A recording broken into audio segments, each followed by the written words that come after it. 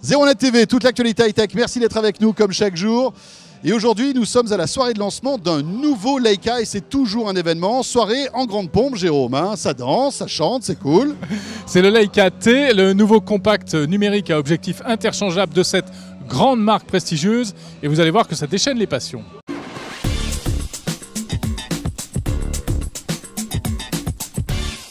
Si on devait résumer le Leica T en amont, on dirait Apple, tout simplement. Pourquoi Apple? Parce que sur le design extérieur, on dirait clairement un produit Apple parce qu'il y a un mélange, le fameux glace en aluminium que Apple adore présenter. On a un écran qui est tactile, qui prend toute la face arrière, avec un côté noir glossy. On a une coque unibody, qui est la marque de fabrique du design industriel d'Apple qui a été reprise ici. Et on a aussi un positionnement intéressant sur le tarif, qui est plus un tarif luxe, comme Leica l'a toujours fait, mais qui est un tarif premium, comme Apple le fait aujourd'hui. Et donc en fait on se retrouve avec un appareil qui est dans une philosophie très proche de celle de la pomme.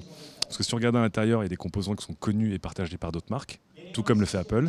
Et après il y a une patte et une intégration que Leica, je pense, va essayer de travailler au maximum. En fait, on achète un Leica comme on achète une Rolex, c'est un point de vue. On n'achète pas une montre, on achète une Rolex, on n'achète pas un appareil photo, on achète un Leica. Ouais, en gros, si t'as pas un Leica à 50 ans, t'es un loser, quoi. Hein, c'est ça. C'est un peu ça, ouais.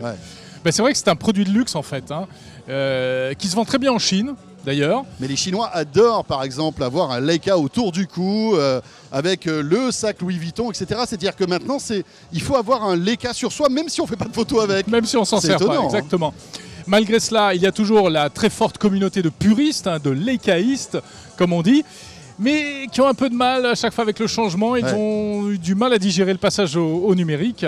Et là, pas sûr que ce nouveau modèle leur plaise. Et voilà, dès qu'il y a du changement, ils sont pas contents. Alors le Leicaïste de base, il crie à la trahison dès qu'il y a quelque chose. Ça c'est de base la première réaction. Donc c'est vrai que les Leicaïstes qui voulaient un M en plus petit et moins cher en sont pour leurs frais, parce que du coup c'est pas un M, c'est pas le même capteur, c'est pas un plein format, c'est pas la même monture. Et il y aura un pont entre les deux via des bagues qui permettront d'adapter des optiques, mais globalement c'est pas un M, c'est un autre appareil. Par contre, là où ça va être intéressant, c'est que je pense que ça peut être un bon deuxième boîtier pour un Leicaïste. Et pour eux, alors c'est 1 500 € le boîtier, ce qui est une somme conséquente, mais pour un Leicaïste, c'est presque une affaire. Aujourd'hui, qui peut ne vivre qu'avec de l'argentique? Au contraire, ça aurait été trop old fashion et on aurait pris un virage crucial et malheureusement mortel si on s'était focusé uniquement sur l'argentique. Le numérique était incontournable et aujourd'hui nous y sommes très bien et on est reconnus. Et la preuve, on va vous présenter quelque chose d'extrêmement en avance, donc tout va bien pour Leica en tous les cas. Effectivement, vous l'avez dit, à une époque, on a failli rater le passage au numérique, mais j'insiste pour dire qu'on était quand même les premiers à lancer les boîtiers numériques, déjà à l'époque. Et c'est quelque chose qu'on a vite oublié. Aujourd'hui, ce que je dirais aux gens qui sont insatisfaits, on continue de faire des boîtiers argentiques. Donc n'hésitez pas à acheter des boîtiers argentiques parce qu'on est les derniers des Mohicans et on continue de faire des boîtiers, que ce soit les M7, les MP, ils sont argentiques. Donc on a toujours des boîtiers argentiques pour tous ceux qui veulent continuer de faire de l'argentique. Et on a un boîtier qui est extraordinaire qui s'appelle le M monochrome qui lui a toutes les facilités d'utilisation d'un boîtier numérique. Mais comme son nom l'indique, il est monochrome, donc il fait que du noir et blanc. Mais vous avez donc tout le rendu et le piqué de l'argentique, mais avec toutes les facilités du numérique. Donc en CQFD, tout le monde peut y trouver son compte chez Leica au niveau de notre gamme.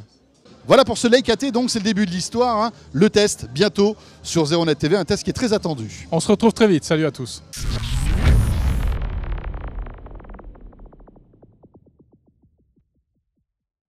Toute l'actualité, c'est 0... Allez, go!